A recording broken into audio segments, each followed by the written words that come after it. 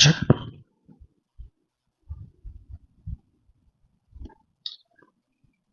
అందరికీ praise the lord. ఉదయకాలపు వందనాలు. దేవుని మహాకృపను బట్టి మరొకసారి మీ సంఘంలోకి వాక్యం పంచుకోవడానికి అవకాశం ఇచ్చినందుకు స్తోత్రాలు చెల్లించుకుంటూ 2 తిమోతి పత్రిక 3వ అధ్యాయం 1వ వచనం చదువు.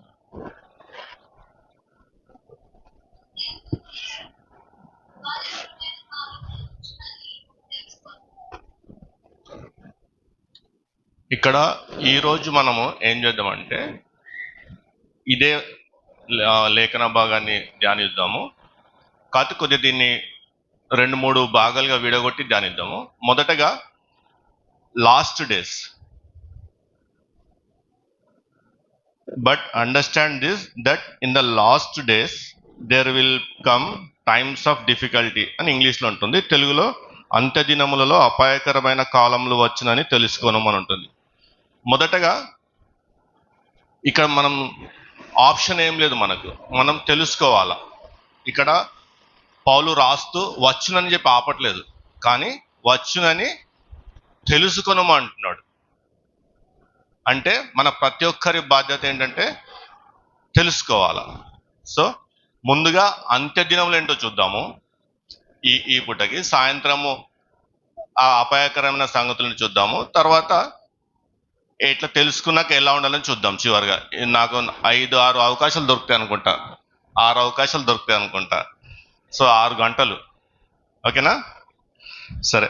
సో ఇక్కడ చాలా ముఖ్యమైన విషయం తెలుసుకుందాం. మొదటగా ఈ అంత్య దినములు అంటే ఏంటి? ఎందుకంటే అంత్య దినములను బట్టి సంఘము చాలా గందరగోళానికి గురై ఉంది. ఎందుకంటే జనరల్గా అంత్య దినములు అంటే ఇప్పుడు ఇజ్రాయెల్ ఇరాన్ వార్ జరుగుతుంటే ఇంకా అంత్య దినములు వచ్చేసినాయి, ప్రవచనాల ప్రకారమే ఆ యుద్ధం జరుగుతుంది అని అనుకుంటున్నామా లేదా? అనుకుంటున్నాం కదా. నెక్స్ట్ ఏంటంటే కొందరు వచ్చేసి ఈ అంత్య దినం గురించి భయంతో మాట్లాడతారు. కొందరు వచ్చేసి ఈ అంత్య దినం గురించి ఊహాగానాలు, వారికి ఎటువంటి ఊహ వస్తే ఆ ఊహాగానాలతో మాట్లాడతారు. ఇంకా కొందరు అయితే యూట్యూబ్లో ప్రవచనకర్తలు ఈ అంత్య దినం గురించి ఇంకా ఏమంటారు, ఊపుదంచుడా ప్రసంగాలు వింటూనే ఉన్నాం. కానీ మనకి ఇక్కడ తేటగా తెలుసుకోవాల్సింది ఏంటంటే బైబిల్ లేఖనాలలో ఇక్కడ పౌలు రాస్తున్న అంత్య దినములు ఏంటి, ఇజ్రాయెల్కు సంబంధించిన అంత్య దినములు ఏంటి తెలుసుకోవాలా. ఎందుకంటే కొందరు అంటారు అంత్య దినములు అనగానే 7 ఏళ్ల శ్రమ వచ్చేసింది అంటారు. అవునా కదా? కొందరు అంత్య దినాలు అంటే ఇంకా రేపో మాపో ప్రపంచం అంతమైపోతుంటారు. ఎక్కడన్నా యుద్ధాలు జరిగినా కానీ ఆ యుద్ధాలకు మత్తయి సువార్త 24వ అధ్యాయము 25వ అధ్యాయము చూపిస్తూ ఇదిగో అంత్య దినంలో వచ్చేసినాయి అంటారు. ఇంకా భూకంపాలు ఏమైనా వచ్చినా యేసుప్రభు రేపే వస్తాడని చెప్తారు. లేదా ఏమైనా టెక్నాలజీ పరంగా ఇంప్రూవ్మెంట్ జరిగిన మార్క్ ఆఫ్ ద బీస్ట్, ఆ ముద్ర ఇప్పుడు అందరూ వేసుకోవాలా. ఇప్పుడు ముద్ర మనకు తెలియకుండానే మనకు ఆ ముద్ర వేస్తున్నారు, ఇట్లా చెప్తా ఉంటారు.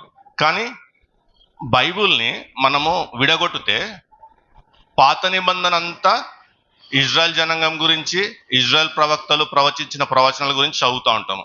కొత్త నిబంధన వచ్చేసరికి 4 సువార్తలు, ఆ 4 సువార్తలను ఏ విధంగా వాళ్ళకు రాజ్యం వస్తుంది, ఏ విధంగా యేసు ప్రభు వారిని పరిపాలిస్తాడు, వాళ్ళకి ఎప్పుడు రాజ్యం వస్తుంది అనే విషయాలే చదువుతాం.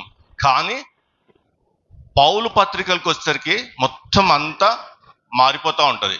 ఎందుకంటే పౌలు చెప్పేదంతా మిస్టరీ. ఉదాహరణకు మీకు రోమపత్రిక 16వ అధ్యాయం 25వ వచనం చూద్దాం.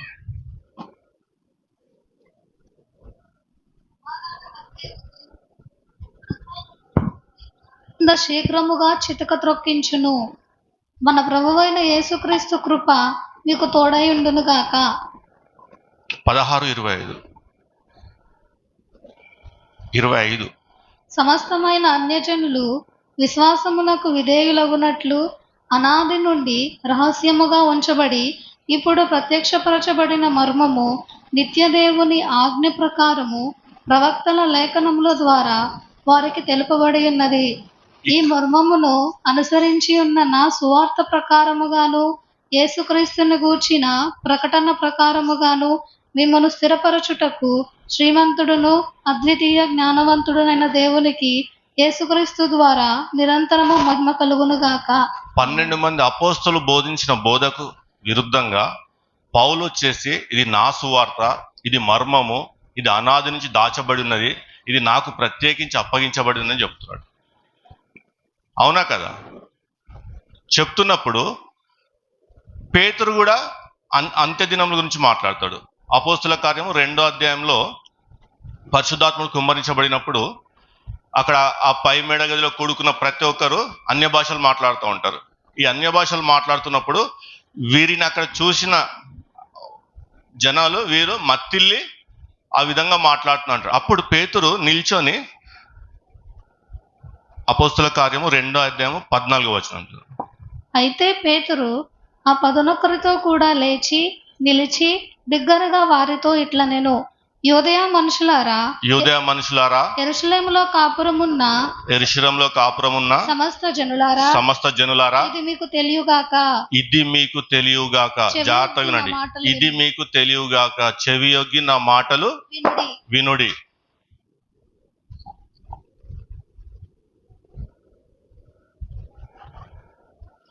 అని చెప్తూ ఇది ప్రవచన నెరవేర్పు అని నెక్స్ట్ వచనంలో చెప్తున్నాడు.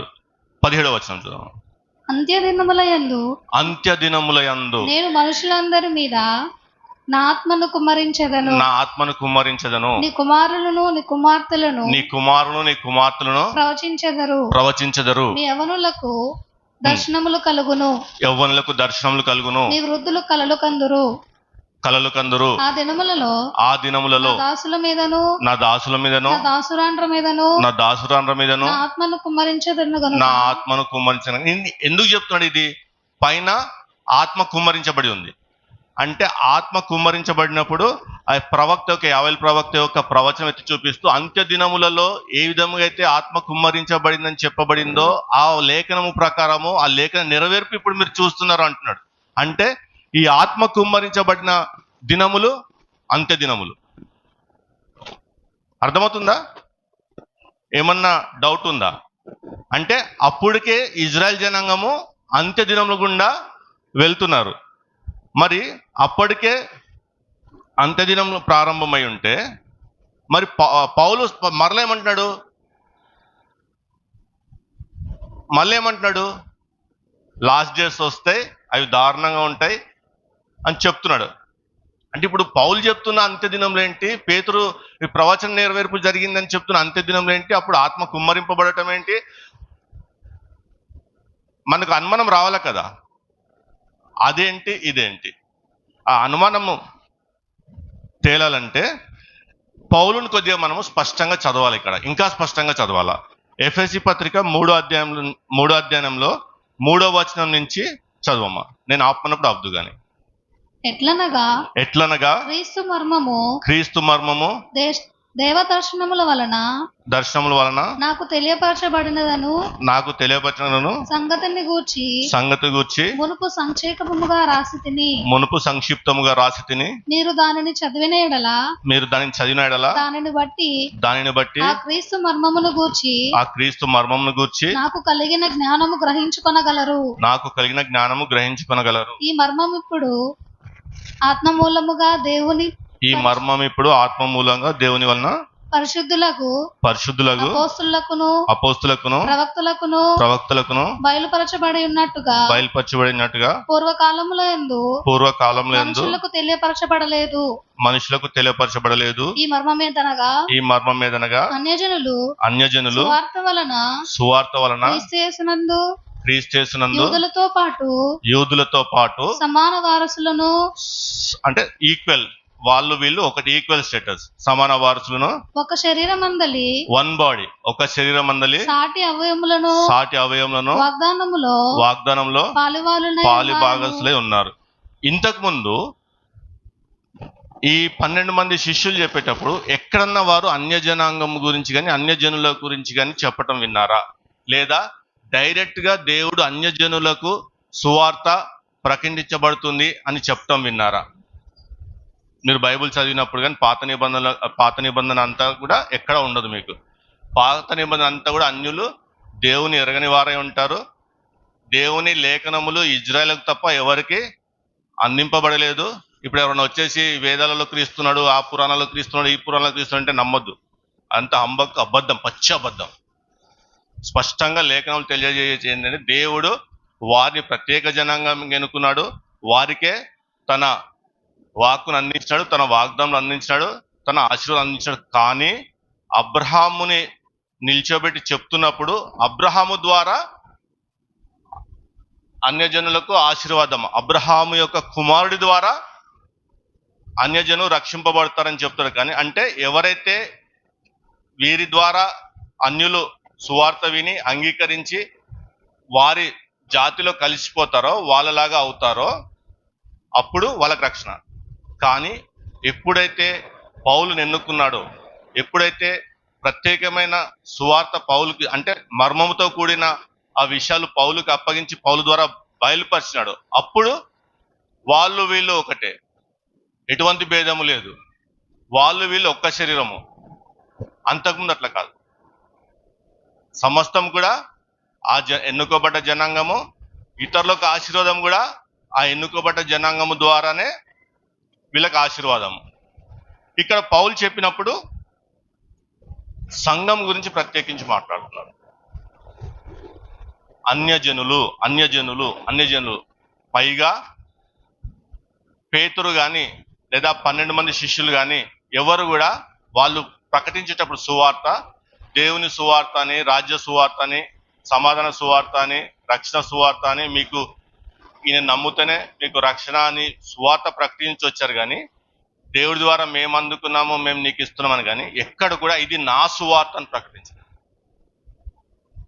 ఇది నా సువార్త అని ప్రకటించలేదు. నన్ను వెంబడించండి అని ప్రకటించలేదు. ఆ అత్యున్నత శ్రేష్టత కేవలం పౌలుకు మాత్రమే దక్కింది. స్పష్టంగా వీళ్ళు కూడా యేసుప్రభుతో శిష్యులు కూడా యేసుప్రభు జీవించిన కాలంలో అతని కింద శిష్యరికం చేసి ఆయన ద్వారా తెచ్చిన మాటల ద్వారానే ఇజ్రాయెల్ జనాంగం చెప్తూ రక్షణ పొందండి, ఈయన నమ్ముకుని రక్షణ పొందండి అని చెప్తున్నారు. పౌలు కూడా యేసుప్రభు ద్వారానే నేను ఈ సువార్త అందుకున్నాను, యేసుప్రభువే నాకు ఈ సువార్త ఇచ్చిన చెప్తూ ఇది నా సువార్త, అన్యజనులైన మీరు నా సువార్త ప్రకారముగానే రక్షణ పొందుకుంటారు, నా సువార్త ద్వారా నన్ను వలె నడుచుకోవటం ద్వారా మీరు రక్షణ పొందుకుంటారని చెప్తారు. కానీ ఇంకా మిగిలిన 12 మంది శిష్యులు ఎవ్వరు కూడా ఈ స్టేట్మెంట్ ఇవ్వలేదు బైబిల్లో. గమనించారా? ఇది ఇక్కడితే క్లారిటీ ఉంది కదా. ఎవరిని ఇచ్చినారా? పేతురు కానీ, యోహాను కానీ, ప్రియ శిష్యుడు అని యోహాను కూడా ఇవ్వలేదు అటువంటి స్టేట్మెంట్. ఇక్కడ పైగా ఎప్పుడైతే పేతురు చెప్తున్నాడో ఆ కాలానికి ఇజ్రాయెల్ జనాంగం అంత్యదినంలో వచ్చి ఉన్నాయి, అంత్యదినంలో జరుగుతున్న కార్యాలను వివరిస్తూ అంత్యదినంలో ఈ విధంగా చెప్పబడింది, ఇదిగో లేఖన నెరవేర్పు అని సంఘము, ఆ ఆత్మ కుమ్మరింపబడుట, ఇవన్నీ కూడా ఇజ్రాయెల్ జనాంగం ఏదైతే అంత్యదినంలో అనుకుంటుందో ఆ అంత్యదినంలో జరిగినాయి. కానీ పౌలు చెప్తున్న తిమోతి పత్రిక ఈ తిమోతి పత్రికలు చెప్తూ 2 తిమోతి 3:1 చెప్తూ ఈ విధంగా ఉంటాయి, అంత్యదినములు ఈ విధంగా ఉంటాయి అని చెప్తూ రాబోయే రోజుల గురించి ప్రస్తావిస్తున్నారు. మరి ఇప్పుడు సంఘం ఎక్కడున్నట్టు? ఇప్పుడు చర్చ్ ఎక్కడున్నట్టు? పేతురు చెప్తున్న అంత్యదినంలో ఉన్నట్ట, లేకపోతే పౌలు చెప్తున్న అంత్యదినము రాబోతున్నట్ట? ఈ స్పష్టత మనం తెలుసుకోవాలి. ఈ స్పష్టత వస్తే కానీ మనకు ఎవరు దేని గురించి మాట్లాడుతున్నారు, ఇజ్రాయెల్ జనాంగం మాట్లాడే అంత్యదినంలో ఏంటంటే యుద్ధాలు వస్తాయి, భూకంపాలు వస్తాయి, మళ్ళీ కరువులు వస్తాయి, ఒకరి మీద ఒకరు దండెత్తుతారు అని చెప్తున్నాడు. కానీ పౌలు చెప్తున్నది ఈ ఫిజికల్, ఈ భౌతికంగా జరిగే విషయాలు, లేకపోతే భౌతిక సైన్స్ అంటాం కదా, గుర్తులు చిహ్నాల గురించి మాట్లాడుతుంటే పౌలు మాత్రము ఈ భౌతికమైన విషయాల గురించి మాట్లాడకుండా ఇవన్నీ పెడుతూ, మీరు నెక్స్ట్ మనం చదువుతా ఉంటే సంఘంలో ఏం జరగబోతుంది, అంత్య దినాల్లో ఏ విధంగా ఫాల్స్ రిలీజన్ సంఘంలోకి వస్తుంది, ఏ విధంగా ఈ ఏమంటాం ఫేక్ క్రిస్టియానిటీ అంటే ఈ తప్పుడు క్రైస్తవ్యాన్ని ప్రచారంలో తీసుకెళ్తారు, ఏ విధంగా లేఖనాలకు దూరం అవుతాము, ఈ విషయాల గురించి మాట్లాడతాడు. ఈ సబ్జెక్ట్ వేరు, ఈ సబ్జెక్ట్ వేరు. ఇక్కడ పేతు ద్వారా చెప్పబడిన అంత్య దినములు వేరు, ఇక్కడ పౌలు ద్వారా చెప్పబడుతున్న అంత్య దినములు వేరు. ఇక్కడ ఈ అంత్య దినాలు వీరి ఇజ్రాయెల్ జనాంగం యొక్క అంత్య దినాలు మాట్లాడాలంటే ఇంకా స్పష్టంగా అర్థం కావాలంటే దానియేలు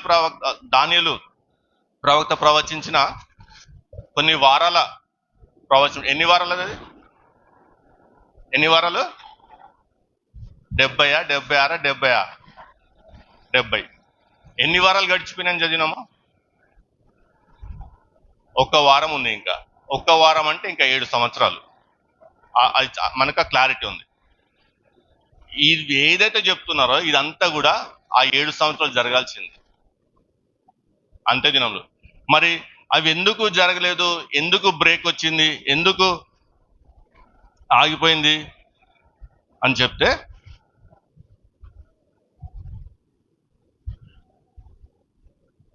రోమాపత్రిక 11వ అధ్యాయము 25వ వచనం చూద్దాం. మంచిది, వారు అవిశ్వాసమును బట్టి విరిచివేయబడిరి, నీవైతే ఇప్పుడు ఇక్కడ రోమాపత్రికలో ఈ లేఖనం రాస్తూ పౌలు ఎవరి గురించి మాట్లాడుతున్నాడు అంటే ఇజ్రాయెల్ జనాంగం గురించి మాట్లాడుతున్నాడు. ఇజ్రాయెల్ జనాంగం గురించి మాట్లాడుతూ చదవమ్మా. వారు అవిశ్వాసం వలన విరిచివేయబడిరి, నీవైతే విశ్వాసమును బట్టి నిలిచి ఉన్నావు, విశ్వాసం బట్టి నిలిచి ఉన్నావు, గర్వింపక భయపడుము. దేవుడు స్వాభావికమైన కొమ్ములను విడిచిపెట్టని ఎడల నిన్నును విడిచిపెట్టడు. కాబట్టి దేవుని అనుగ్రహమును కాఠిన్యమును అనగా పడిపోయిన వారి మీద కాఠిన్యమును నీవు అనుగ్రహ ప్రాప్తుడవై నిలిచి ఉన్న ఎడల నీ మీద ఉన్న దేవుని అనుగ్రహమును చూడుము. అట్లు నిలువని ఎడల నీవును నరికివేయబడదువు. వారును తమ అవిశ్వాసములో నిలవకపోయిన ఎడల అంటుకట్టబడుదురు అని చెప్తూ వాళ్ళ గురించి చెప్తున్నారు. ఇంగ్లీష్ లో స్పష్టంగా ఏమన్నా రాస్తుంటారంటే, let you be wise in your own sight, I want you to understand this mystery. 25 సహోదరులారా మీ దృష్టికి మీరే బుద్ధిమంతులు అనుకుంటున్నట్లు ఈ మర్మమును మీరు తెలుసుకొనగోరుచున్నారు. మరలా ఏమంటున్నాడు? ఈ మర్మమును మీరు తెలుసుకొనగోరుచున్నాను. అదేమనగా అన్యజనుల ప్రవేశము సంపూర్ణమయ్యే వరకు ఇశ్రాయేలునకు కఠిన మనస్సును కొంతమట్టు కలిగినని చెప్తూ ఇంగ్లీష్ లో బ్లైండ్నెస్ అంటే వీరికి అంధత్వము కలిగినది. They were been blinded by God himself. దేవుడే వారికి ఆ విధంగా చేసినాడు. ఎందుకంటే వాళ్ళు వినట్లేదు. ఇంకా వాళ్ళు వినట్లేదు. ఎన్ని రకాలు మీకు పోయిన సంవత్సరం వచ్చినప్పుడు చెప్పినాను. ఒక తరం పోయింది, ఇంకో తరం పోయింది. అయినా కానీ చివరికి కుమారుడు వచ్చినాడు, వారి కొరకు బలియాగమైనాడు. అయినా కానీ నమ్మట్లేదు. అపోస్తుల కార్యము 7వ అధ్యాయం వచ్చేసరికి స్టెఫెన్ని రాళ్లతో కొట్టి చంపుతారు. ఆ సమయంలో స్టెఫెను ఆత్మపూర్ణుడై ఉంటాడు. మనకు బైబిల్లో చెప్పేది ఏంటంటే, నువ్వు ఏ తప్పన్నా చేయి, కానీ ఆత్మకు వ్యతిరేకంగా తప్పు చేయదు, దానికి క్షమాపణ లేదా. ఆత్మపూర్ణుడైన స్టెఫెన్ని వీళ్ళు రాళ్లతో కొట్టి చంపుతున్నప్పుడు స్టెఫెన్ ఒక దర్శనం చూస్తాడు. దర్శనం చూసినప్పుడు మనం బైబిల్ అంతటా కూడా తండ్రి కుడి పార్శ్వమందు ఆసీనుడైన కుమారుని చూస్తూ ఉంటాం. తండ్రి కుడి పార్శ్వమందు ఆసీనుడైన కుమారుని చూస్తూ ఉంటాం. హెబ్రీ పత్రిక కూడా అదే చెప్తారు. కానీ ఎప్పుడైతే స్టెఫెన్ దర్శనం చూస్తున్నాడో అక్కడ నిలిచి ఉన్న కుమారుని చూస్తాడు. తండ్రి సింహాసనాసనుడు అంటే తండ్రి పక్కన కూర్చున్న కుమారుని చూడ, అతను నిలిచిన కుమారుని చూస్తాడు. ఈ నిలిచోవటం అనేది ఏం సూచిస్తుందంటే, యెషయా పత్రిక 3వ అధ్యాయము యెషయా గ్రంథము 3వ అధ్యాయము 13వ వచనం చదువు. వారు నీ త్రోవల జాడను చెరిపివేయుదురు. యెహోవా వాదించుటకు నిలవబడి ఉన్నాడు, జనములను విమర్శించుటకు లేచి ఉన్నాడు. ఇక్కడ అంటే he was standing to judge the people. వాళ్ళని న్యాయం తీర్పు తీర్చక నిల్చున్నాడు. కానీ మనం అక్కడ మరి న్యాయ తీర్పు తీర్చినట్టు చూస్తున్నామా? ఇజ్రాయెల్ జనాంగం అంత పెద్ద తప్పు చేసినా కానీ, ఆత్మపూర్ణ స్టిఫెన్ని చంపివేసినా కానీ ఇజ్రాయెల్ జనాంగం శిక్షించడం చూసినామా? లేదు. నార్మల్గా మళ్ళీ 7వ అధ్యాయం నార్మల్గా సాగిపోతూ ఉంటుంది. 8వ అధ్యాయంకి వచ్చేసరికి ఈ స్టెఫెను మరణానికి సాక్షిగా ఉన్న వారి యొక్క బట్టలకు కాపలగాల్సిన పౌలు ఈ పెద్దల దగ్గర ఉత్తర్వులు తీసుకొని ఈ మార్గంలో, క్రీస్తు మార్గంలో ఎవరెవరైతే ఉన్నారో అందరినీ పట్టుకొస్తానని చెప్పేసి వాళ్ళని హింసించి తీసుకొని చెప్పి బయలుదేరినప్పుడు దమస్కు మార్గంలో ఎటు పోతున్నావు సార్ అని అడుగుతాడు. ఈయన నువ్వు ఎవరు అని అడుగుతాడు. నువ్వు ఎవరినైతే హింసిస్తున్నావో నేనే అతను అంటాడు. ఇక్కడ జరిగిన తర్వాత, ఈ సందర్భం జరిగిన తర్వాత అతను అంధుడవుతాడు. వెళ్ళిపోయి అక్కడ రెస్ట్ తీసుకుని ఉండగా వెళ్ళిపోక అననీయాకు దేవుని వార్త వస్తే ఏంటి, నువ్వు పోయి అతని యొక్క అంధత్వంను తొలగించి అతనికి బాప్తిజం ఇవ్వాలి. ఈయనేమంటాడు, ఇదేంది ప్రభువా, ఆయన నీ జనాంగాన్ని హింసిస్తున్నాడు, నీ సంఘాన్ని హింసిస్తున్నాడు, మమ్మల్ని చంపుతానికి వచ్చిన వాడి దగ్గర నన్ను పోమంటాడంటే అక్కడ స్పష్టంగా చెప్పారు యేసు ప్రభు, నా పరికరము, నేను ఎన్నుకున్న మనిషి, అన్యజనుల ఎదుట నా నామమును ప్రకటించుటకు ఎన్నుకున్నవాడు, రాజుల ఎదుట నిలబడుటకు ఎన్నుకున్నవాడు. మరి ఇంత 12 మంది శిష్యుల గురించి ఎక్కడ కూడా అట్లా చెప్పలేదే? ఎక్కడని చెప్పాడు 12 మంది శిష్యుల గురించి? ఇక్కడ అన్యజనుల గురించి ఎందుకు ప్రత్యేకంగా మాట్లాడుతున్నారు? ఈ అపోస్తులు రచించిన సువార్తలు కానీ, వాళ్ళ శిష్యులు రచించిన సువార్తలు ఎక్కడ కూడా అన్యజనాంగుల గురించి ఎక్కడ కూడా ప్రత్యేకించి మాట్లాడలేదు. అందరినీ కలుపుకొని పేతురు ద్వారా అన్యులు రక్షింపబడ్డప్పుడు కూడా వాళ్ళు కలుపుకుంటున్నారు. కానీ ఇక్కడికి వచ్చేసరికి సపరేట్గా అన్యజనులు ఎదుట సపరేట్గా అన్యజనులకు మాత్రమే సువార్త ప్రకటించడానికి ఒకరిని ఎన్నుకున్నాడు. ఈ 12 మందిని పంపించు కదా. ఈ 12 మంది కేవలం యూదుల దగ్గరికి వెళ్తారు. ఇజ్రాయెల్ జనాంగం ఎక్కడెక్కడ ఉంటే, ప్రపంచమంతా చెదిరి ఉన్న ఇజ్రాయెల్ జనాంగం ఎక్కడెక్కడ ఉంటే అక్కడికి వెళ్ళి వీళ్ళు సువార్త ప్రకటిస్తారు. ఈయన మాత్రము ప్రత్యేకమైన డ్యూటీ తంది, ప్రత్యేకమైన డ్యూటీ. ఈయనకు ఒక మర్మం అందించబడింది. మర్మం ఏంటంటే, ఎలాగైతే యూదులకు ఉందో ఆ విధంగా వీళ్ళ కోసం కూడా రక్షణ ఉంది. వీళ్ళకి ఏ విధంగా అయితే వాగ్దానాలు చేయబడినారో వాళ్ళకు కూడా వాగ్దానాలు, అన్యులకు వీళ్ళకి ఏవైతే ఆయన వారసులుగా, ఆయన జనాంగంగా అన్ని ఆశీర్వాదాలు అవన్నీ కూడా సమస్తం వీళ్ళు కూడా ఉంటారు. ఇక్కడ ఇంకా ప్రత్యేకించి ఏమంటాడంటే, వాళ్ళు వీళ్ళు ఒకటే, వన్ బాడీ. ఇజ్రాయెల్ జనాంగంతో మాట్లాడుతున్నప్పుడు ఇట్లా మాట్లాడారు. ఈ మర్మం తెలుసుకోవటం మనకు అవసరం. ఎందుకంటే ఇది తెలుసుకున్నప్పుడే ఇజ్రాయెల్ జనాంగంతో మాట్లాడుతున్న విషయాలు వాళ్ళవి, అన్యజనులతో మాట్లాడుతున్న విషయాలు మనవి అన్న ఒక క్లారిటీ వస్తుంది. ఈ క్లారిటీ రాకపోతే అసలు అంత్యదినంలో వారికి చెప్పబడిన అంత్యదినంలో ఏంటి, వారు అంత్యదినంలో వచ్చేసినా, లేకపోతే ఇప్పుడు అసలు ఎవరిది, ఇప్పుడు సంఘకాలం నడుస్తుందా, లేకపోతే ఇంకా దేవుడు ఇజ్రాయెల్ జనాంగంతో పనిచేస్తూ ఇజ్రాయెల్ జనాంగం ద్వారానే ఈ కాలంలో పనులు జరిగిస్తున్నాడా అర్థమవుతుంది. లేకపోతే అంత కూడా మనము కలగురగంపజేసి కిచిడి బిచిడి చేసేసి కలిపి చదివేస్తాం. రానంత వరకు ఎక్కడ చిన్న యుద్ధం జరిగినా అదిగో లేఖన నెరవేర్పు. ఇప్పుడు ఇజ్రాయెల్ పోయి ఇరాన్ మీద పడుతున్నా లేఖన నెరవేర్పు. ఇజ్రాయెల్ పోయి గాజాలో చిన్నపిల్లల్ని అస్సలు కనికరం లేకుండా చంపేస్తున్నా లేఖన నెరవేర్పు. స్కూళ్ళ మీద బాంబులు వేస్తున్నా, హాస్పిటల్ మీద బాంబులు వేస్తున్నా లేఖన నెరవేర్పు. యేసు ప్రభు స్పష్టంగా చెప్తాడు, సమాధానపరచువారు ధన్యులు. ఎక్కడ పోయి మీరు యుద్ధాలు చేయండి, అది చేయండి, ఇది చేయండి చెప్పట్లేదు. మీరు ఎంతసేపు కూడా సమాధానపరచువారుగా ఉండండి.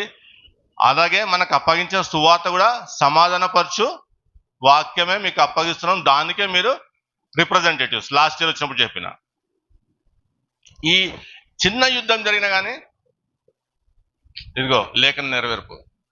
మత్తయి సువార్త 24వ అధ్యాయం 25వ అధ్యాయం, లేకపోతే ఎహెచ్కేల్ గ్రంథము, లేకపోతే యెరెమీయా గ్రంథము, ఇట్లా తీసుకోవటము, ఆ యుద్ధాలకు బైబిల్కి కంపేర్ చేయటము, అంతా కలగురగంపజెప్పి చెప్పు, గందరగోళం గురి చేయటం, అర్థం కాకుండా చేయటం వాక్యాన్ని. లేఖనాలు స్పష్టంగా చిన్న వాక్యం, స్టెఫెను మరణిస్తున్నప్పుడు ఒక దర్శనం చూసినాడు, ఆ దర్శనంలో యేసు ప్రభు నిల్చొని ఉన్నాడు. మనకి ఎవరికైనా డౌట్ వస్తుందా? అరే ఎప్పుడు చూసినా మనం సింహాసనాసుడైన తండ్రి కుడిపార్శ్వమున ఆసీనుడైన కుమారునే చూస్తున్నాం కానీ, ఆసీనుడైన కుమారునే చూస్తున్నాం కానీ, ఇక్కడేంటి స్టెఫెన్ ఈ విధంగా చూస్తున్న దర్శనము? స్టెఫెన్ దర్శనం చూస్తున్నప్పుడు ఏం చూడాలా? తండ్రి ఆయన సింహాసనాసనం ఉంటాడు, ఆయన కుడిపార్శ్వమందు ఆసీనుడైన కుమారుని చూడాలా. కానీ ఇక్కడ నిల్చున్న యేసు ప్రభువుని చూస్తున్నాడు ఎందుకు అన్న ఆలోచన వస్తుంది మనకు? రాదు. మనం ఆ ఫ్లోలో చదివేస్తూ ఉంటాం చిన్న చిన్నవి. అలాగే మీరు ఇప్పుడు పౌలు చెప్తున్న అంత్య దినాల గురించి కానీ పేతురు చెప్తున్న అంత్య దినాల గురించి కొద్దిగా ఆగి, పేతురు చెప్తున్నప్పుడు ఏమని వాడుతున్నాడు, పౌలు చెప్తున్నప్పుడు ఏమని వాడుతున్నాడు అని చదివితే మీకు అక్కడే అర్థమవుతుంది. అమ్మ ఇప్పుడు 2 తిమోతి 3:1 చదువు. ఇది పౌలు చెప్తున్నాడు. అంత్యదినములలో అపాయకరమైన కాలములు వచ్చునని తెలుసుకొనుము. అంత్య దినములలో అపాయకరమైన కాలంలో వచ్చునే అంటున్నాడా, వచ్చునని అంటున్నాడా? వచ్చునని అంటే ఇంకా రాలే, వస్తాయి. అదే పేతురు అపోస్తల కార్యం 2వ అధ్యాయం 17వ వచనం చెప్తున్నప్పుడు,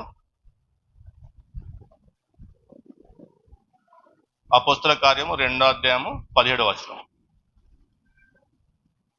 అందరూ విభ్రాంతి నొంది ఎటు తోచక ఇదే మగును అని ఒకరితో ఒకరు చెప్పుకొనిరి. ఒక్క నిమిషము. 2:17 యాక్ట్స్. అంత్యదినముల యందు నేను మనుషులందరి మీద నా ఆత్మను కుమ్మరించెదను. అంత్యదినమందు మనుషులందరి మీద నా ఆత్మని కుమ్మరించని చెప్తున్నాడు. 14వ వచనం చదువు, పై వచనము. అయితే పేతురు ఆ 11 కూడా లేచి నిలిచి బిగ్గరగా వారితో ఇట్లా నేను యూదయ మనుషులారా, యెరూషలేములో కాపురమున్న సమస్త జనులారా, ఇది మీకు తెలియగాక చెవియొగ్గిన మాటలు వినుడి. మీరు ఊహించినట్టు మీరు మత్తులు కారు. ప్రొద్దుబొడిచి జామైనను కాలేదు. అంటే తెల్లారు ఎవరు తాగుతున్న విషయం మాట్లాడుతున్నాడు. యోవేలు ప్రవక్త ద్వారా చెప్పబడిన సంగతి ఇదే అని చెప్తూ అంత్యదినంలో ఆత్మ కుమ్మరించబడుతుంది, ఎవరు దర్శనాలు చూస్తారు, అన్ని చెప్తూ వస్తారు. అంటే ఇక్కడ పైన ఏంటి? ఆత్మ కుమ్మరించబడింది. కిందేం చెప్తున్నాడు? ఇది అంత్యదినములు కాబట్టే అట్లా జరిగింది, ఇదిగో లేఖనము సాక్ష్యము. తేడా గమనించినామా? ఇప్పుడు చెప్పండి, ఈయన ఏ అంత్యదినం నుంచి మాట్లాడుతున్నాడు? ఆల్రెడీ పేతురు అంత్యదినంలో ఉండి మాట్లాడుతున్నాడు. ఎట్లా కంపేర్ చేస్తుంది? ఎట్లా ఒకటి అనుకుంటాం? పేతురు ఆల్రెడీ మేము అంత్యదినంలో ఉన్నాము, ఇదిగో లేఖన సాక్ష్యము, యావేలు ప్రవక్త ప్రవచించిన ఆ ప్రవచన నెరవేర్పు, ఇదిగో వాళ్ళు తాగి మత్తిల్లుగా లేరు, వాళ్ళపై ఆత్మ కుమ్మరింపబడింది అని చెప్తున్నప్పుడు, అంటే అంత్యదినములు అక్కడ ఆత్మ కుమ్మరించబడి అంత్యదినములు కాబట్టి లేఖన నెరవేర్పు చదువుతాం. అదే పౌలు చెప్తున్నప్పుడు రాబోయే అంత్యదినంలో రాబోయే ఈ విధమైన కార్యములు ఉంటాయని చెప్తున్నాడు. అంటే ఈయన ఆల్రెడీ అంత్యదినంలో ఉన్నాడు, ఈయనేమో రాబోయే వాటిని గురించి చెప్తున్నాడు. సో ఇప్పుడు ఈ యుద్ధాలు ఇవన్నీ జరుగుతున్నప్పుడు ఏమందాం మనం? ఎక్కడుంది సంఘం, ఎక్కడుందని చెప్తాం మనం. ఈ క్లారిటీ మనకు రావాలా. ఈ 3 రోజులలో ఈ క్లారిటీ రావటానికే ఎక్కడ కూడా మనము కన్ఫ్యూజ్ కావద్దు. మీకు ఏమన్నా డౌట్ ఉంటే నేను ఇక్కడ శర్మని చెప్తున్నానో లేకపోతే ప్రసంగము అని కాకుండా ఇంటరాక్టివ్గా ఉంటుంది, మీకు అర్థం అవ్వాలా, లేఖనం అర్థం అవ్వాలా, మీరు ఆత్మీయంగా బలపడాలా. ఈ పుకార్లకు వాటికి భయపడి నా చిన్నప్పుడు ఏంటంటే స్కైలాబ్ పడుతుంది, ఇక మొత్తము ప్రపంచం అంతా నాశనం అయిపోతుంది పుకార్లు వేసింది. అప్పుడు ఈ ఆస్తి పరులు ఉంటారు కదా, ఇక స్కైలాబ్ పడుతుంది కానీ ఉన్నాయని అమ్ముకొని డబ్బులన్నీ అంటే ఎన్కాష్ ఉన్న ఆస్తిపాస్తులను అమ్మేసుకొని డబ్బులు చేత పట్టుకొని ఇక బతికిన రోజులు జల్సాగా బతుకుని చెప్పేసి బతికినారు. సంవత్సరం అయింది, 2 సంవత్సరాలు స్కైలాబ్లో వీడు ఉన్నదంతా పోగొట్టుకొని రోడ్డును పట్టు. అట్లనే ఇప్పుడు ఈ జరుగుతున్న మన చుట్టూ జరుగుతున్న యుద్ధాలు ఇవన్నీ చూసి అంత్యదినాలు వచ్చేసినాయి, ఇంకా నాకేం సంబంధం లేదు అని నేను ఇక ఎండ్ అయిపోతుంది, నేను యేసుప్రభు దగ్గర వెళ్ళిపోతా అని చెప్పేసి అటు అటు ఎక్స్ట్రీమ్ సైడ్ వెళ్ళిపోకండి. ఇంకా ఆ స్టేజ్కి పోలే మనం. ఇంకా మనం చేయాల్సింది చాలా ఉంది. ఎందుకంటే స్పష్టంగా చెప్తున్నాడు ఏమని, రోమాపత్రికలో అన్యజనుల పూర్తయ్యే వరకు ఇది కృపాకాలము, దీని అంతం ఎప్పుడో ఎవరికి తెలియదు. ఈ కృపాకాలం అంతమైతే గాని, సంఘం ఎత్తబడితే గాని, ఆ 7 సంవత్సరాలు భూమి మీద ఎవరికి వారి 7 సంవత్సరాలు నెరవేర్పు వచ్చినప్పుడు వారి అంత్యదినములు. మనకు అది రాకముందే మనకు అంత్యదినం అయిపోతే సంఘము ఎట్లా భ్రష్టు పట్టిపోతుంది, ఎట్లా మనం లేఖనాలకు దూరం అయిపోతాం, ఏ విధంగా సంఘము అపవాది చేతులకు వెళ్ళిపోతుంది, ఎట్లా అనేది వాటి గురించి హెచ్చరిస్తూ, అందుకే తెలుసుకో నువ్వు, అంత్యదినములు ఎట్లా ఉంటే తెలుసుకో నువ్వు, చాలా భయంకరంగా ఉంటాయి రాబోయే అంత్యదినాలు. పేతురు వచ్చేసి మేము అంత్యదినాన్ని ఉన్నాము, మా మీద ఆత్మ కుమ్మరింపబడింది, ప్రవచనం నెరవేర్పు జరిగిందని చెప్తున్నాడు. ఈయన వచ్చేసి అది అంతా పక్కన పెట్టేసి రాబోయే అని ఇద్దరు వాడింది కూడా అంత్యదినములే, ఇద్దరు చెప్తుంది కూడా అంత్యదినం గురించి. ఇద్దరు కరెక్టే. ఎందుకంటే ఎప్పుడైతే స్టెఫెన్ని వీళ్ళు హత్య చేశారో వాళ్ళకు పనిష్మెంట్ రావాలా, ఆ 7 సంవత్సరాలు ఏదైతే మిగిలిపోయిన కాలంలో ట్రిబులేషన్ పీరియడ్ ఏదైతే ఉందో అది స్టార్ట్ అవ్వాలా. ఆ 7 సంవత్సరాల, ఆ 3.5 సంవత్సరాల తర్వాత యేసు ప్రభు రావాలా, వీళ్ళు ఆయనను అంగీకరించాలా, ఆయన వీళ్ళకి 1000 ఏళ్ల రాజ్యం, భూమి మీద రాజ్యం అనుగ్రహించాలా. అది జరిగితే అట్లా జరిగిపోవాలా. కానీ అక్కడ బ్రేక్ ఇచ్చినాడు. బ్రేక్ ఇస్తూ పౌలుతో చెప్పేటప్పుడు ఏమన్నాడు, ఇది ఎవ్వరికి కూడా బయలుపరచబడలేదు, ఇది అనాదిగా దాచబడిన మర్మము. ఏంట మర్మం అంటే అన్య జనాంగుల సంఖ్య కూడా సంపూర్తి కావాలా. ఒకటి ఊహించండి, ఆ స్టెఫెన్ని రాళ్ళతో కూడా చంపేసినప్పుడు దేవుడు అక్కడ పనిష్మెంట్ ఇచ్చేస్తే అసలు మనం దేవుని తెలిసిన వాళ్ళమా?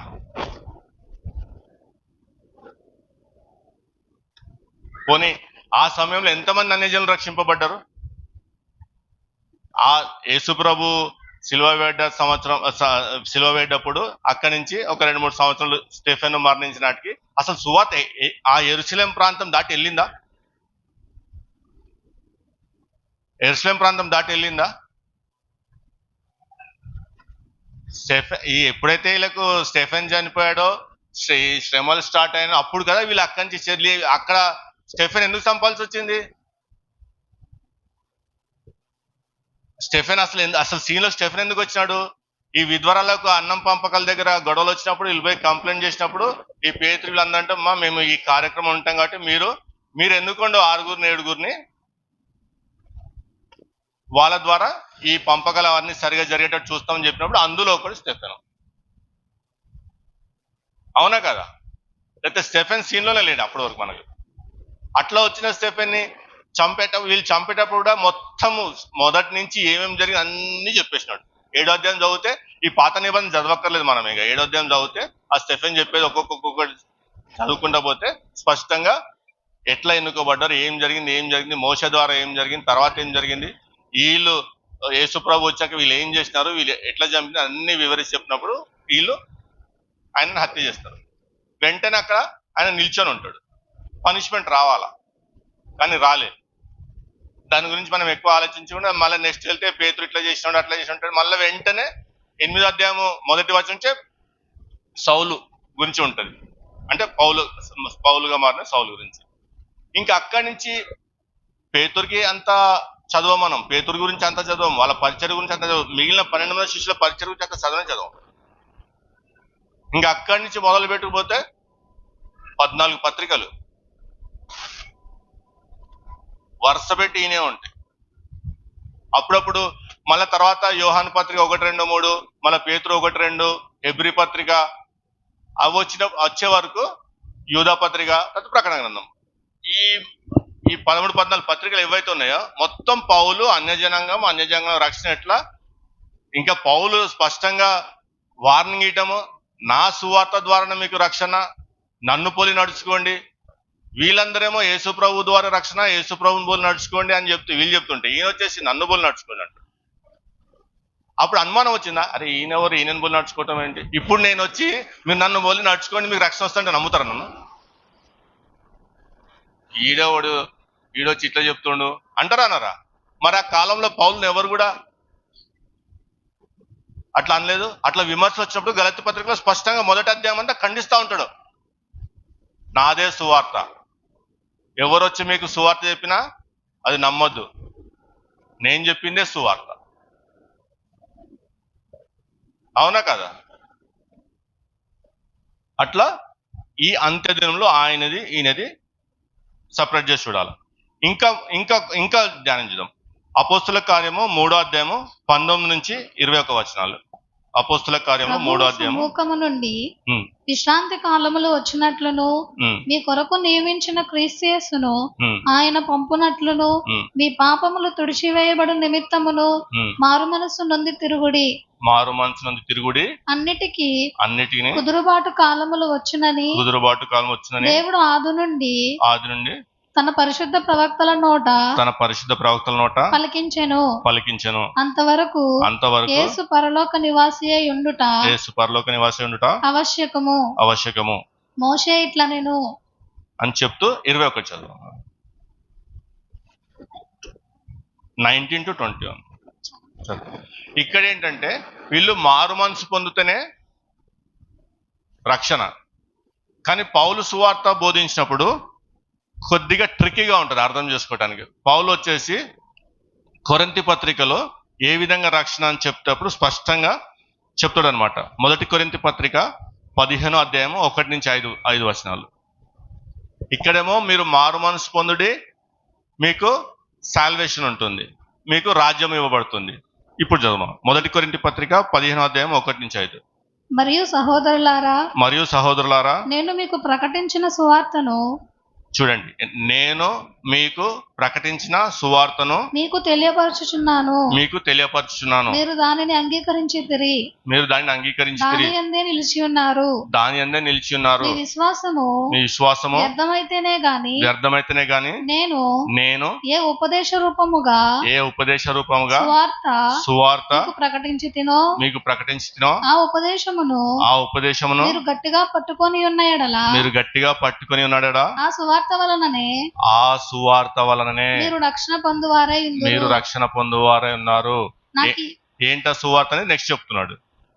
నాకు ఇవ్వబడిన ఉపదేశమును ఎవరికి ఇవ్వబడింది? ఆయనకి ఇవ్వబడిన ఉపదేశము మొదట మీకు అప్పగించి తిని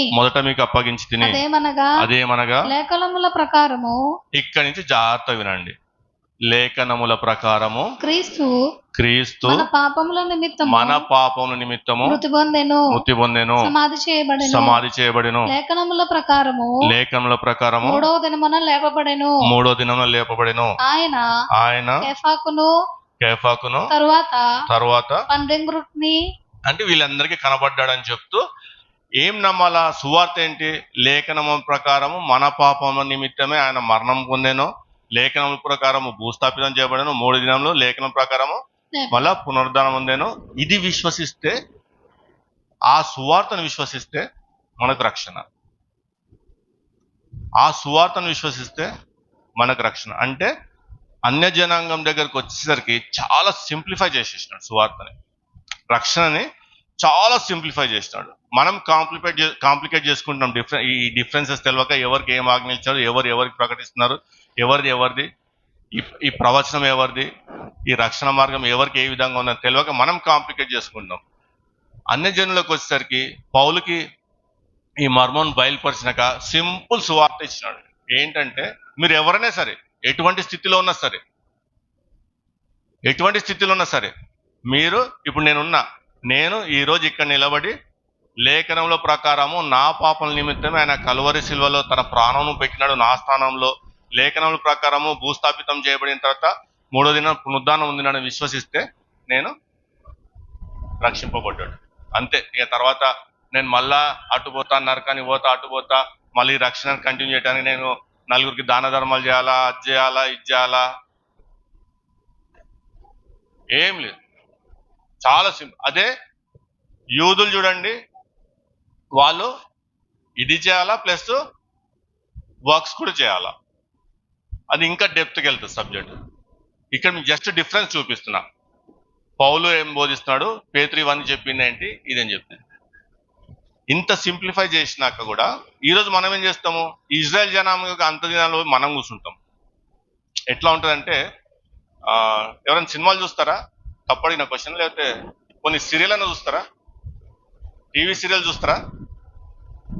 చాలా సంతోషం. ఏది చూడరంటే కొన్ని ఈ వీధి నాటకాలు ఏమైనా చూస్తారా? ఎప్పుడైనా వేసినప్పుడు ఎక్కడైనా ఇట్లా, సరే నేను ఇట్లా, సరే ఉదాహరణకు చెప్తున్నా. నేను ఒక సినిమా చూస్తానికి వెళ్ళిన. ఇప్పుడు ఈ బీజేపీ వాళ్ళు ద్వేషాన్ని పెంచడానికి రకరకాల సినిమాలు తీస్తా ఉన్నారు. దురంధర్ 1 or 2, ఇప్పుడు 2 వచ్చింది అనుకుంటా. ఇప్పుడు దురంధర్ సినిమా చూస్తానికి వెళ్ళిన నేను. సినిమా మధ్యాహ్నం 1 గంటకు స్టార్ట్ అయింది, 6 అయిపోతుంది. నేను 3 గంటలకు వెళ్ళిన లోపలికి సినిమా చూడటానికి. అంటే ఈ 1 గంట నుంచి 3 గంటల వరకు జరిగింది ఏంటో నాకు తెలియదు, ఏం జరిగిందో నాకు తెలియదు. కానీ నేను 3 గంటలకి లోపలికి వెళ్ళి 6 ఏమవుతుందో చెప్పేస్తా. అంటే 6 ఏం జరగబోతుందో చెప్పేస్తా. అసలు ముందేం జరిగిందో నాకు తెలియదు. నేను దూరింది మధ్యలో దూరినోడిని చివరికి ఏం జరుగుతుందో చెప్పేస్తున్నా. మన పరిస్థితి అట్లుంది ఇప్పుడు, సంఘ పరిస్థితి. అసలు మొదటి నుంచి ఏం జరిగింది, పాత నిబంధనలు ఏం జరిగింది, పాత నిబంధనలు ప్రవచనాలు ఏమవుతున్నాయి, పాత నిబంధనలు ఎవరి గురించి ఉంది, ఏం చెప్పబడింది, కొత్త నిబంధనకు వచ్చినాక సువార్తలు ఏం చెప్పబడింది, పౌలు నుంచి ఏం మారింది, ఏం మర్మం బయలుపరచబడింది, విధానం ఏం మారింది. పోనీ దేవుడు ఈ రోజు కూడా ఇజ్రాయెల్ జనాంగంతో చేస్తున్నాడంటే వాళ్ళని పక్కన పెట్టిన స్పష్టంగా చెప్తున్నారు. They were blinded till fullness of the Gentiles. అంటే వీళ్ళ అన్యుల సంఖ్య సంపూర్ణమయ్యే వరకు వాళ్ళని పక్కన పెట్టాడు. ఇప్పుడు ఆత్మ మన మధ్య పనిచేస్తుంది. ఇజ్రాయెల్ జనాంగాన్ని పక్కన పెట్టినారు. కానీ ఇప్పుడు మనం పోయి ఏం చేస్తాం, ఇజ్రాయెల్తో కూర్చుంటాం. వాళ్ళు దాని మీద దాడి చేసి లేఖన నెరవేర్పు. అరే బాబు ఆగండి రయ్యా, ఎందుకు కన్ఫ్యూజ్ చేస్తారు, మిక్స్ చేసి పడేస్తారు. అవన్నీ ఎప్పుడు మన సంఖ్య సంపూర్ణం అయ్యాక మళ్ళీ వాళ్ళ ప్రోగ్రాము రీస్టార్ట్ అవుతుంది. వాళ్ళ ప్రోగ్రామ్ రీస్టార్ట్ అయిందంటే ఆ 7 సంవత్సరాలు ఆ పెండింగ్, అదే పెండింగ్ ఉంది. ఆ 7 సంవత్సరాలు అప్పుడే సంపూర్ణమైతే ఇక్కడ దాకా వచ్చేది కాదు.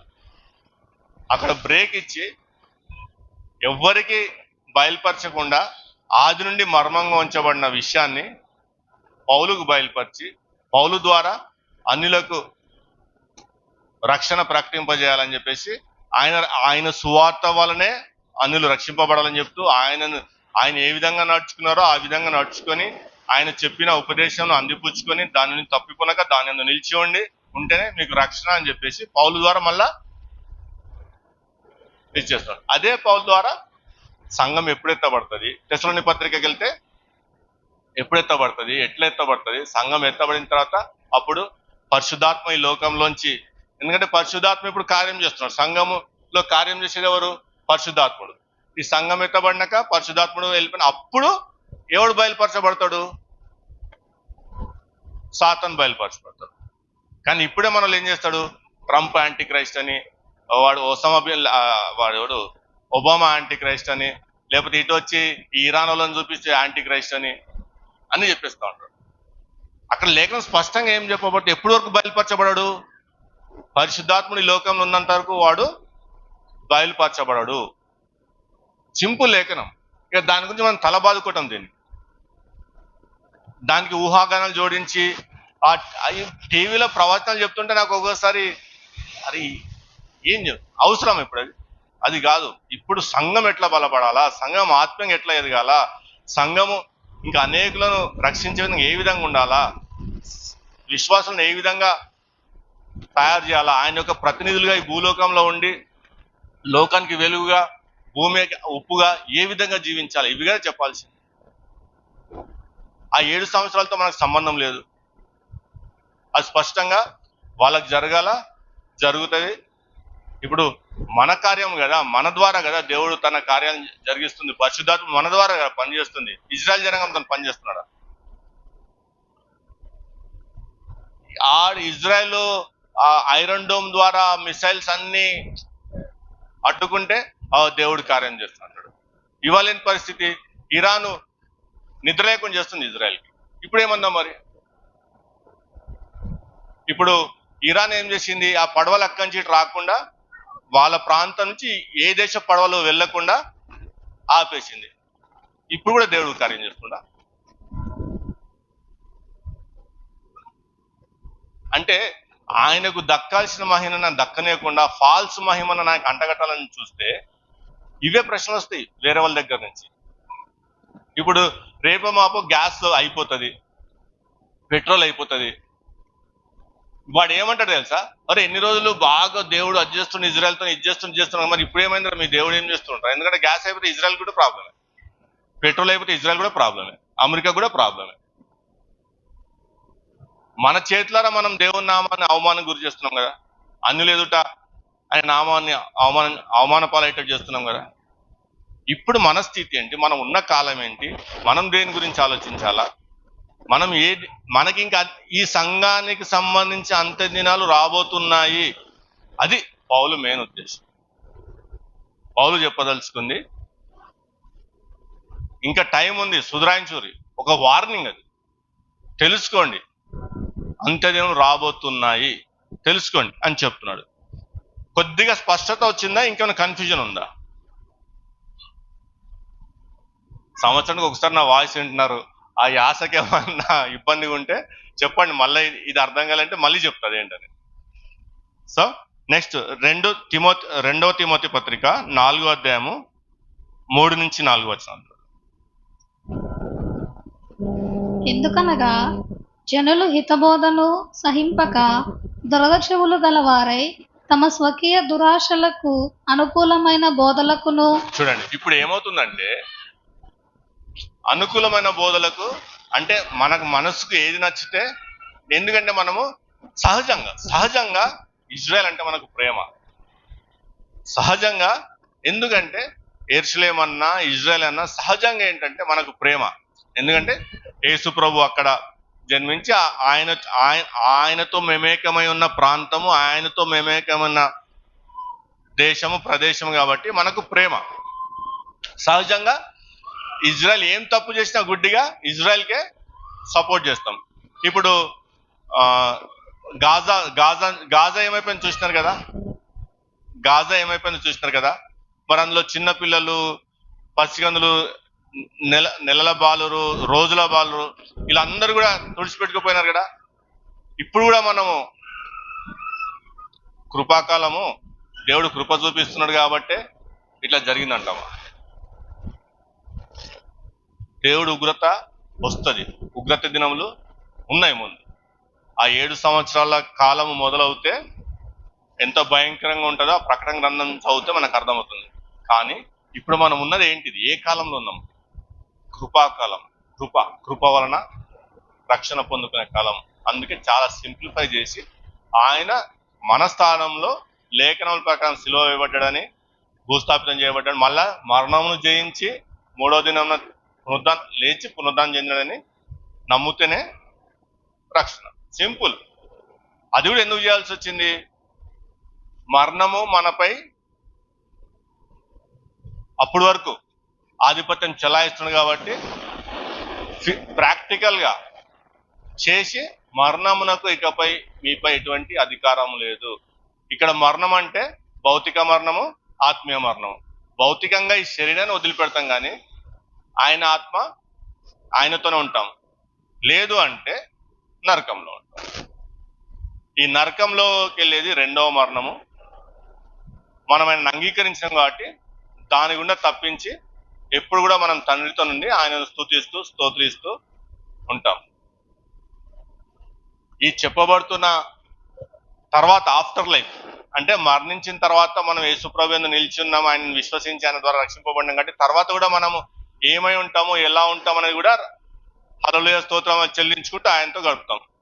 ఇటువంటి స్వర్గం అన్నాం, నరకము స్వర్గం. ఇటువంటి స్వర్గం ఏ గ్రంథంలో కూడా లేదు. అక్కడ రంభ ఊర్వశీలు ఉండరు, 72 హోరీలు ఉండరు. దేవుడు మనము పరిశుద్ధమైన జనాంగంగా ఆయన చుట్టూ ఉండి ఆయనను స్తుతులతో స్తుతిస్తూ ఆరాధిస్తూ, ఇదే ఆడ పోయి రంభ ఊర్వశి మేనకి వీళ్ళందరూ ఉంటారు, లేకపోతే హోరీలు ఉంటారు, 72 హోరీలు నీకు తాగుతానికి అన్నిటికీ ఇక నీ ఇష్టం అన్నట్టు కాదు. దేవుడు అందుగా రక్షిస్తుంది. ఆయనతో కోల్పోయిన బంధము, ఆయనతో కోల్పోయిన ఫెలోషిప్ తిరిగి పొందుకుంటున్నకు అది శాశ్వతముగా నుండుటకు. ఎందుకంటే ఆదాం చేసిన తప్పు వల్ల మరణము ప్రవేశించింది కాబట్టి ఈయన రెండవ ఆదాముగా వచ్చి ఆ మరణము జయించి ఆ నిత్య సంబంధమును పునరుద్ధరించి ఉన్నాడు కాబట్టి అది మనం. సో ఆ సమాధానపరిచే సువార్తను మనం పక్కన పెట్టేసి చుట్టూ ఏం జరిగినా సరే మత్తయి సువార్త 24-25 లేకపోతే హెజ్కేల్ గ్రంథమో లేకపోతే ఇర్మియా గ్రంథమో అందులో ప్రవచనాలు ఎత్తుకొని లేదు ఇంకా దానికి దీనికి లింక్ చేసేసి ఏదేదో మాట్లాడేస్తూ ఉంటాం. ఇప్పుడు నాస్తికులు ఉంటారు, అందరూ ఉంటారు. నాస్తికులు జనరల్ గా వేసే ప్రశ్న ఏంటంటే, మీ దేవుడు అంత క్రూరుడా, చిన్నపిల్లల్ని కూడా చంపేస్తాడా? సమాధానం ఉందా? మళ్ళీ మీరు కృపాకాలం అంటే కృపాకాలంకు అక్కడ జరుగుతున్న విషయాలకు సంబంధం లేదు కదా. మనమేమో కృపాకాలంలో ఉన్నామంటాం. అదన్నా అర్థమవుతుంది. కృపాకాలంలో ఉన్నామన్న సంఘం కృపాకాలంలో ఉంది, కృపను బట్టి అది అంతం ఎప్పుడో కూడా తెలియదు మనకి. ఎందుకంటే ఆయన దాని మొదలు కూడా ఎవరు చెప్పలేదు, ఆయన సడన్ గా తీసుకొచ్చినాడు. 8వ అధ్యాయంలో సడన్ గా తీసుకొచ్చినాడు పౌలు ద్వారా ఆ కృపాకాలాన్ని. దాని ఎండింగ్ ఎప్పుడో తెలియదు. కానీ ఏంటంటే ఆ ఎండింగ్ అప్పుడు మనం ఎత్తబడతాము, పరిశుద్ధాత్ముడు ఈ లోకంలో ఉన్నాడు. అప్పుడు ఈ లోకంలో సాతాను ప్రత్యక్షపరచబడతాడు. వాడు మళ్ళీ ఈ ఉన్న ఇజ్రాయెల్ జనాంగంతో వాడు 7 సంవత్సరాలు ఆ కాలం అవుతుంది. అదంతా మనకు తెలుసు. సో ఇప్పుడు స్పష్టంగా ఆ దినములు ఈ దినములు వేరు. ఈ క్లారిటీ ఇప్పటి వరకు వచ్చింది కదా. ఇంకా రాలేదంటే ఇంకా వచనం చదువుదాం. 2 తిమోతి 3వ అధ్యాయము 1వ వచనం కాకుండా 2వ వచనం, 3వ వచనం, 4వ వచనం, 5వ వచనం వరకు చదువు. ఎలాగనగా మనుషులు స్వార్థ ప్రియులు. ఇక్కడ చూడండి, ఇక్కడేమో యుద్ధాలు, భూకంపాలు, కరువులు, కాటకాలు ఇవి వస్తాయి అంత్యదినములు. వీళ్ళు అంత్యదినములు అంటే. కానీ పౌలు చెప్తున్న అంత్యదినంలో ఏమవుతుందంటే ఈ భౌతికపరమైన విషయాలు కాకుండా, చుట్టుపక్కల యుద్ధాలు, భూకంపాలు ఇవి కాకుండా, అంటే న్యాచురల్ డిజాస్టర్స్ అవేమి, నేచర్ డిజాస్టర్స్ అవి ఏమి కాకుండా మనుషుల గురించి మాట్లాడుతున్నాం. చదువు. మనుషులు స్వార్థ ప్రియులు. మనుషులు ఏ విధంగా అవుతారు? స్వార్థ ప్రియులు అవుతారు, ధనాపేక్షలు అవుతారు, వింకములాడువారు అవుతారు, అహంకారులు అవుతారు, దూషకులు అవుతారు, తల్లిదండ్రులకు అవిధేయులుగా మారుతారు, కృతజ్ఞత లేని వారిగా మారిపోతారు, అపవిత్రులం అవుతాం, అనురాగరహితులు అవుతాం, అతిద్వేషులు అవుతాం, అపవాదకులు అవుతాం, అజిత్రేంద్రియులు, క్రూరులు, సజ్జన ద్వేషులు, ద్రోహులు, మూర్ఖులు, గర్వాంధులు, దేవుని కంటే సుఖానుభవములు ఎక్కువగా ప్రేమించువారు, పైకి భక్తి గల వారి వలె ఉండి దాని శక్తిని ఆశ్రయించని వారునై ఉందురు. ఎవరి గురించి చెప్తున్నాడు? ఎవరి మనుషులు? ఇప్పుడు పత్రిక సంఘానికి రాసినాడా, లేకపోతే అంటే ఎవరు? మనకి రాసినాడు. మనం ఏ విధంగా అవుతామో ఈ విధంగా ఇప్పుడు ఉన్నారో లేదు సంఘము. ఇప్పుడు నేను వచ్చి ఏం చెప్తున్నా అంటే, నువ్వు నాకు 100 రూపాయలు ఇస్తే దేవుడు నీకు 1000 రూపాయలు ఇస్తాడు. నువ్వు ఇప్పుడు విత్తుతే విస్తారమైన, ఎక్కడ విత్తాలా? నా దగ్గర విత్తాలా. నా దగ్గర విత్తుతేనే మీ ఇంట్లో ఎట్లా ఫలిస్తుంది? విత్తనం నా దగ్గర విత్తినప్పుడు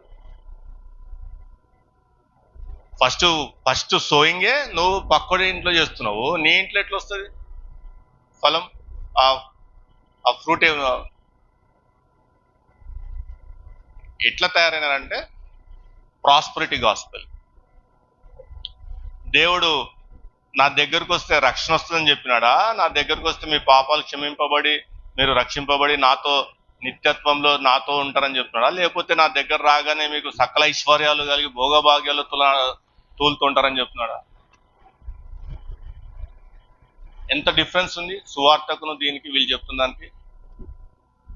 దేవుడేమో వచ్చి డైరెక్ట్ వచ్చి, నవీన్ నువ్వు కటిక పేదరికంలో ఉన్నావు, నన్ను నమ్ముకు నువ్వు ధనవంతుడు అవుతామని చెప్పినాడా? రే నువ్వు పాపంలో ఉన్నావు, నీకు నాకు బంధము తెగిపోయింది, అది సరి చేసుకోవాలా. రికన్సిలేషన్ సువార్త అనేది, సమాధానపరచు సువార్త. క్రీస్తునందు తండ్రి మనల్ని సమాధానపరుచుకొని మొదట ఆయన ఆ సువార్తను ప్రారంభించి ఆయన ప్రతినిధులుగా మనల్ని పెట్టి ఆ సువార్తను మన చేతికి అప్పగించి మనం ఇతరులను ఆయన దగ్గర తీసుకురామని చెప్తే మనమేం చెప్తున్నావు? నువ్వు నాకు 100 రూపాయలు, నీకు 1000 రూపాయలు వస్తాయి, నువ్వు నా సంఘానికి రా, నీకు ఉద్యోగం వస్తుంది, నువ్వు నాకు ఇంత కానుకై, నీకు ఇన్ని రోజులు జరగకుండా ఏదైతే ఉందో అది జరిగిపోతుంది. ఇప్పుడు సాక్ష్యాలు ఎట్లా ఉంటున్నాము? నాకు ఉద్యోగం లేదు, నేను చాలా కష్టాలు ఉన్నా, ఫలానా సంఘంకి వెళ్ళాను, ఫలానా సంఘంలో ఫలానా కాపరి ప్రసంగిస్తూ ఇంత ఇంత ఇంత అమౌంట్ ఇవ్వండి అని చెప్పినాడు, నేను ఆ అమౌంట్ ఇవ్వగానే నెక్స్ట్ నాకు ఉద్యోగం వచ్చేసింది. ఎన్ని సాక్ష్యాలు వింటలేదు. పేర్లు తీసుకోవట్లేదు. ఎందుకంటే మనం ఇప్పుడు కూడా ఆయనతో వ్యక్తిగతంగా సంభాషించి నువ్వు చేస్తున్న తప్పు అని మాట్లాడే అవకాశం లేదు, మాట్లాడాలి కాబట్టి పేర్లు తీసుకోవట్లేదు. కానీ ఇటువంటి కార్యక్రమాలు జరుగుతున్నాయి లేదని చెప్తున్నారు. ఇంకొకడు వస్తాడు, నేను ప్రార్థించిన చేతి రుమాల నువ్వు నీ దగ్గర పెట్టుకుంటే, నీ ఇంట్లో పెట్టుకుంటే నీకు మంచి జరుగుతుంది అంటాడు. ఇంకొకడు వస్తాడు, నేను ప్రార్థించిన ఆయిల్ కొనుక్కుంటే ఆ ఆయిల్ కార్యం చేస్తుంది మీ ఇంట్లో. ఎక్కడనుందా?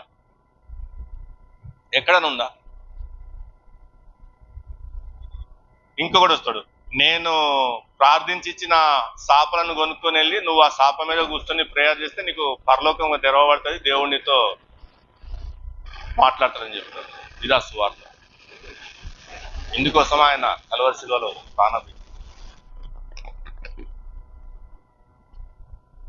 ఇందుకోసమా?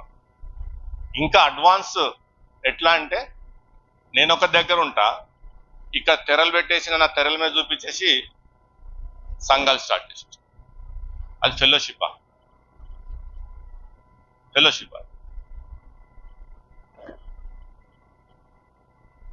స్పష్టంగా మనం అవి చూస్తున్నాం. ఏమైతే చెప్పబడుతుందో అవి చూస్తాం. ఒకవేళ వీళ్ళు మీరు చేస్తుంది తప్పు అంటే దేవుని తిట్టిన ఒక్కడు మాట్లాడాడు, కానీ అదే అలా పాస్టర్ అయిన చేస్తున్న తప్పు అంటే అందరు మన మీద పడిపోతారు.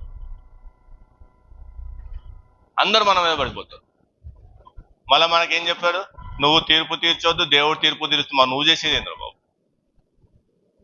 ఇప్పుడు నేను మీ పాస్టర్ తప్పని అన్నప్పుడు మీరేం చేయాలా? నవీన్కి దేవుడే బుద్ధి చెప్తాడు. ఒకవేళ మా పాస్టర్ తప్పు ఉంటే మా పాస్టర్ తప్పు ఖండిస్తాడు, నవీన్ తప్పు అయితే దేవుడు నవీన్ని ఖండిస్తాడని చెప్పి ప్రార్థించుకోవాలి. కానీ మీరేం చేస్తారు? ఆమె పడిపోతారు. ఇక డట్ మా పాస్టర్ ఎట్లా అంటావా? నువ్వు మా పాస్టర్కి ఎట్లా తీర్పు తీరుస్తున్నావు? అట్లా తీర్పు తీర్చకూడదు కదా. మా పాస్టర్కి ఇన్ని సంఘాలు ఉన్నాయి, నీకు ఒక్క సంఘం కూడా లేదు కదా. మా పాస్టర్ ఇంతమందిని రక్షించండి, ఇంత అంటే ఎట్లంటే దేవుడిని ఎవడేం తిట్టినా కానీ పట్టించుకోం. అదే మన పాస్టర్ ఏమనంటే మీద పడిపోతాం. అదే పౌరుషం, అదే తెగువ. సమాధాన సువార్త ప్రకటించడానికి ఎందుకు చూపించాం?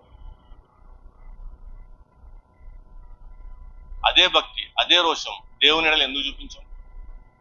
దేవుణ్ణి అన్యులు దూషిస్తున్నా, లేకపోతే వాళ్ళకి తెలియక ఆయన నానా మాట్లాడుతున్నా, అట్లా కాదు, అది తప్పు, ఇట్లా అని మనం ఎందుకు సమాధానకరమైన ఒక వాతావరణం కల్పించి, ఆ సమాధానకరమైన వాతావరణంలో వారితో చర్చించి వాళ్ళని ఎందుకు ఒప్పించలేకపోతున్నాం? అక్కడికి వచ్చాక మళ్ళీ దేవుడు చూసుకుంటాం.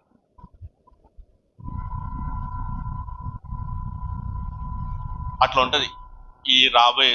ఇంకొకటి, మొన్న అరటి పండు ఇస్తే ఆ అరటి పండు తీసుకొని తింటే సరే, ఇప్పుడు లేడీస్ తీసుకున్నారు, అరటి పండు తీసుకెళ్ళిపోయి ఇంట్లో పెట్టుకున్నారు. ఇప్పుడు ఇంటి ఆయన వస్తాడు, ఏదో మా ఆవిడ పండు తెచ్చి కానీ తింటాడు. ఇప్పుడు ఆయన గర్వం వస్తుంది. అరటి పండుగ మహత్యం ఉంటే అది జరగాల. ఆయన ఇచ్చే అరటి పండులో ఆ మహత్యం ఉంటే అది జరగాల. తప్పు కదా, తప్పు కదా. అదే సువార్త, అదా దేవుడు ప్రకటన. అందుకా నిన్ను దేవుడు ఎన్నుకున్నది, అందుకా నిన్ను దేవుడు నా ప్రతినిధిగా ఏర్పాటు చేసుకుంటానికి అని చెప్పింది కాదు కదా. ఇవి పౌలు స్పష్టంగా వీటి గురించి రాస్తున్నాడు. పౌలు చెప్తున్న అంత్యదినములు వేరు, పేతురు చెప్పిన అంత్యదినములు వేరు. ఇజ్రాయెల్ ఈ చుట్టుపక్కల యుద్ధాలు చేస్తూ అది చేస్తున్నా దీనికి దానికి లింక్ కట్టేసి ఆ దాంట్లోకి మనం వెళ్ళాల్సిన అవసరం లేదు. మనకు అనవసరం. మనకు అప్పగించబడిన సమాధాన సువార్త మనం ముందుకు ఎట్లా తీసుకెళ్లాలా, ఎట్లా పరిచయం చేయాలా, ఎట్లా డిసైపుల్షిప్, ఎట్లా ఇంకొకరిని తయారు చేయాలా, ఇంకా ఎట్లా శిష్యులను తయారు చేయాలా, దీనిపైన మనం దృష్టి కేంద్రీకరించి ఉంచితే సరిపోతుంది. ఇంకా ముగిద్దాము. ఇంకా టైం ఉంది, 7 minutes 8 minutes. సో ఇప్పటి వరకు మీకు డిఫరెన్స్ అయితే అర్థమవుతుంది కదా. అంత్యదినంలో అనగానే మీరు ఇజ్రాయెల్కి సంబంధించిన విషయాలు కల్పించుకోకండి.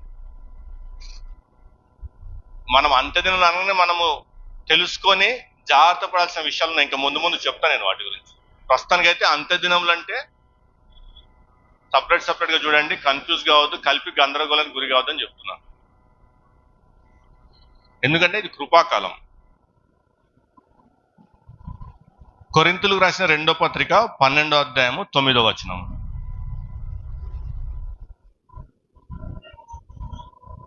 అందుకు నా కృప నీకు చాలును, బలహీనత యందు నా శక్తి సంపూర్ణమగుచున్నదని ఆయన నాతో చెప్పెను. చూడు, పౌలు నాతో అయితలేదు, ఏంది బాధ అంటే, నా కృప మాత్రమే నీకు చాలు.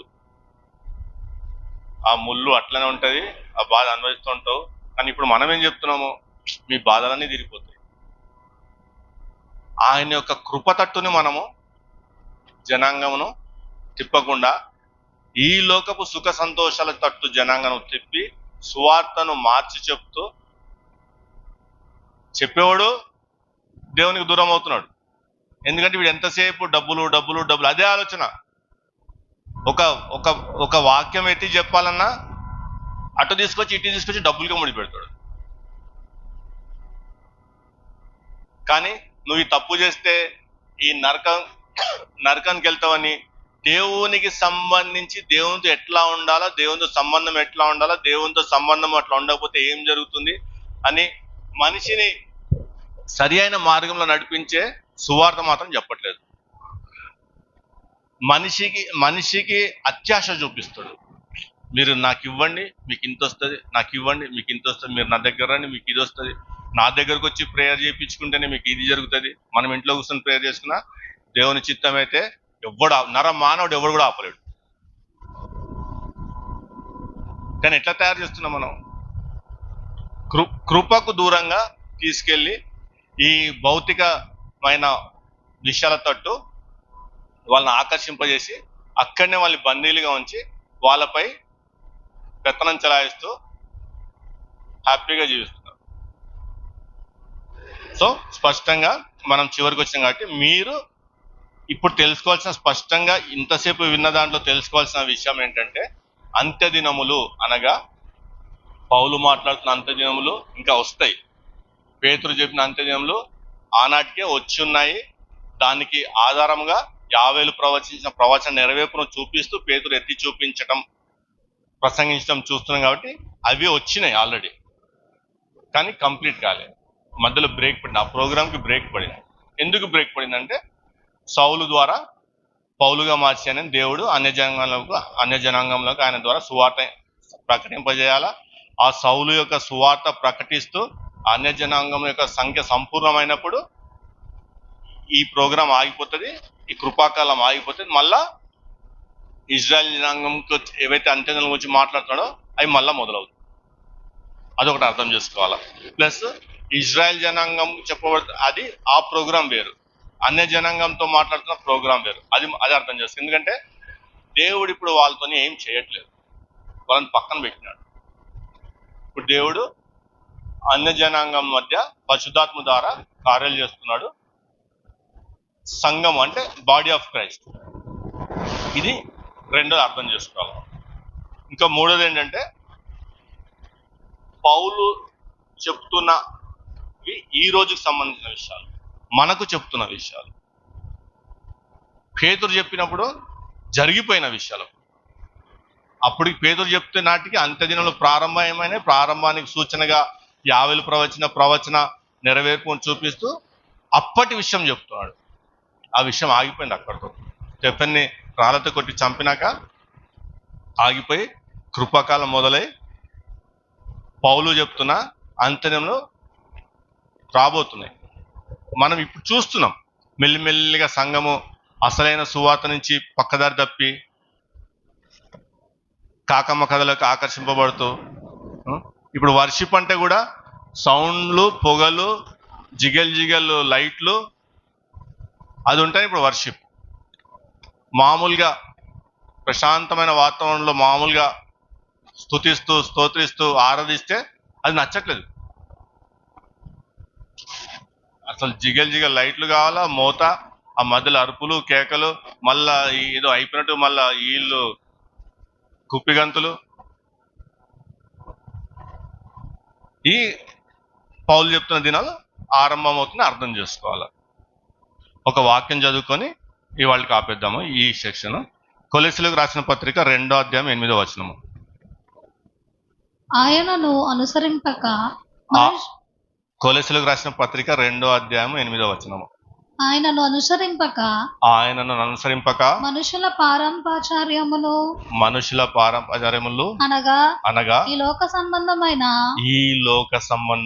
మూలపాఠములను అనుసరించి మోసకరమైన నిరర్ధక